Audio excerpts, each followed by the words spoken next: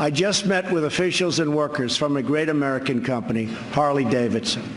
In fact, they proudly displayed 5 of their magnificent motorcycles made in the USA on the front lawn of the White House.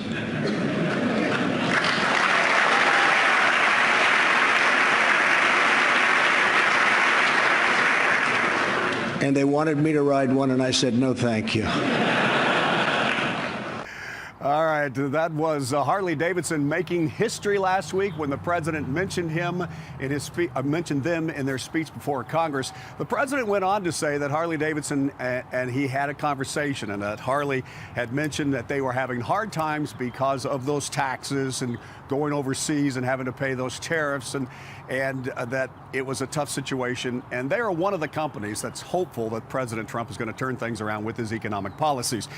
Overall, the U.S. industry of motorcycles is down. We're here to talk with Dave Stahl, the car guy, about that and about these 2 beautiful Harley bikes that are brand new, just off the line, 2017. Good morning to you. Thought we were here to ride. No, well, we're here to ride. Talk. We're here to ride home here in a little bit. But you are sitting on a gorgeous bike. We're going to talk about in a second. But let's talk about the industry itself, because Harley admits that their numbers are soft when it comes to domestic. They're actually doing pretty well overseas, international sales. Right. But they're having a hard time. There's all the other motorcycle companies are having huge discounts. Some of the foreign ones that have come in. What else? The Victory has gone, has decided to go out. Victory's gone, but Indian's trying to get a off. niche of that. So why? What's going on with the motorcycle industry? Well, one of the reasons, I think, personally, is that Harley Davidson owners do not like change. And now you've got an 8-valve air-cooled or water-cooled engine. That's usually taboo to the Harley Davidson people until they get on it.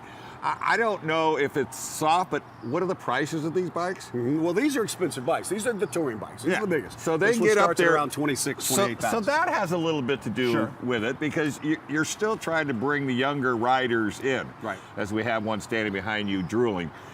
And the younger kids, we've got to get them into these bikes. But besides all of that, this company's not going anywhere. They learned with Honda not to make that fatal mistake of laying down. And they still own over half of the U.S. market. Yes, they do. Okay. And they want more. All right. But I got to tell you, I ride a 2000, and this thing is like night and day for my 2000. They have changed. You talked about the engine. It's called a Milwaukee 8. It is only the 3rd time in 100 years that Harley has changed their engines. And I mean drastically changed. What's that about? Well, by putting 8 valves, on here, that's 4 per cylinder.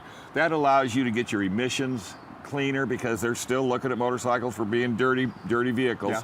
That helps, but it also gives you more power.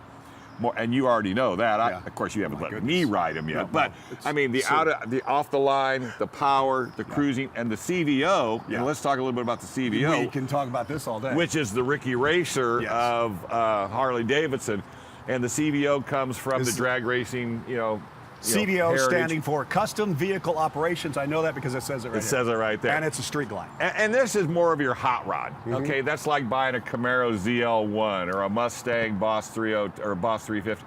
This is the same thing. Custom paint job, custom engine. The engine is bigger than any other engine they put on a motorcycle. And why do you suppose they do that? They don't want the money to go to the aftermarket motorcycle shop. They want to give you, the Harley rider, not only the look, the style, but you also get the warranty that goes with it. So it's a one-shot deal. And look at this. I mean, look at the wheels alone on this. I know. The custom wheels. I mean, you find that at a motorcycle shop that does customization, compared to the wheels that we have over here, which is same wheels I have on my 2000. Yeah, fairly standard, yes. Yeah. Right. But it's all in the ride. I mean, not to mention the sound system on this thing. The sound system is awesome. They've also done something that's really unique. Is this? I don't know if our guy can come around here, our camera guy. But see this vent system right here that I've got my hand on? One of the worst things about riding a motorcycle is getting busted in the face with the wind.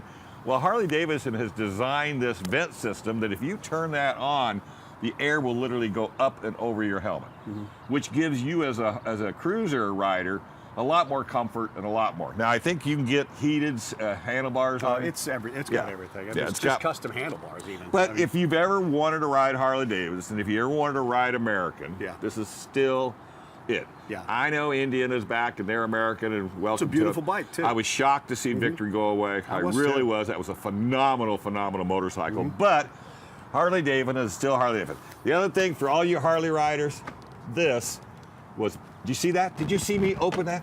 Because the other ones that got the latch on the side and you spend 3 days trying to get it to open. Of course, so they've given you, the Harley rider, everything you could ever keyless want. entry, automatic locks, all that on this. But alarm system. This is about $38,000 too. Right. So it's where this is about 26. But these are your top of the line Harleys. And they're investments. You can get, as Lexi has, a 883 starter Harley for 10 grand. Yeah. Right? Exactly. Dan, how much you pay for yours, Lex? 7. Yeah. 7. I was going to say sorry, under 7 10 grand. Yeah, much under 10 grand. But again, this is the ultimate. I had to say it. All I can keep thinking in my head is this is America. This is America. I ain't taking it. I've got a helmet. Oh, you want to get me on trouble? No. All right. We are back with more of Good Morning San Diego right after this and right after we ride off into the sunrise. Should have worn our helmets.